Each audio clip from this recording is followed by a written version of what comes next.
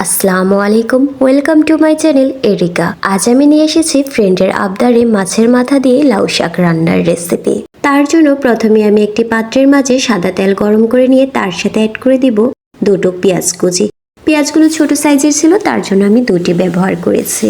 পেঁয়াজ কুচিগুলো থেকে কাঁচা ভাবটা চলে গেলে এর সাথে অ্যাড করে দিব হাফ চা চামচের মতো মরিচের গুঁড়ো, হাফ চা চামচের মতো হলুদের গুঁড়ো। তারপর সামান্য একটু পানি দিয়ে এর সাথে অ্যাড করে দিব হাফ চা চামচের মতো আদা রসুন পেস্ট, গরম মশলার গুঁড়ো। সবগুলো উপকরণকে একসাথে ভালোভাবে মিশিয়ে নিয়ে একটু কষিয়ে নিব। কষানো হয়ে গেলে এর সাথে অ্যাড করে দিব আমি দুটো ইলিশ মাছের মাথা।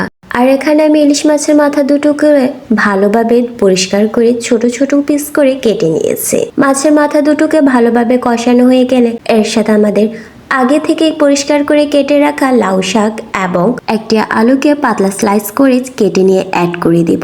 তারপর সবগুলোকে একসাথে ভালোভাবে মিশিয়ে নিব।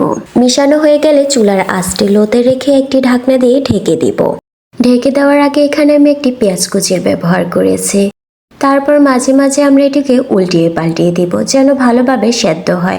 আর এখানে আমাদের এক্সট্রা কোনো পানির প্রয়োজন হবে না। শাক থেকে যে পানিটা ছাড়বে তা দিয়ে ভালোভাবে সেদ্ধ হয়ে যাবে। ইচ্ছে করলে তোমরা সামান্য পরিমাণের পানির ব্যবহারটাও করতে পারো যেন শাকগুলো তাড়াতাড়ি সেদ্ধ হয়ে যায়। আমি এখানে কোনো পানির ব্যবহার করব না। শাকগুলো থেকে যখন পানিটা শুকিয়ে আসবে তখন এর সাথে আমরা ধনিয়া পাতা অ্যাড করে দিব। তারপর ভালোভাবে নেড়ে চেড়ে পানিগুলো শুকিয়ে আসলেই একটি বাটিতে নামিয়ে নিব। ভিডিওটি যদি ভালো লেগে থাকে তাহলে অবশ্যই একটি লাইক অ্যান্ড কমেন্ট করে যাবে। আজ এ পর্যন্তই। আসসালামু আলাইকুম।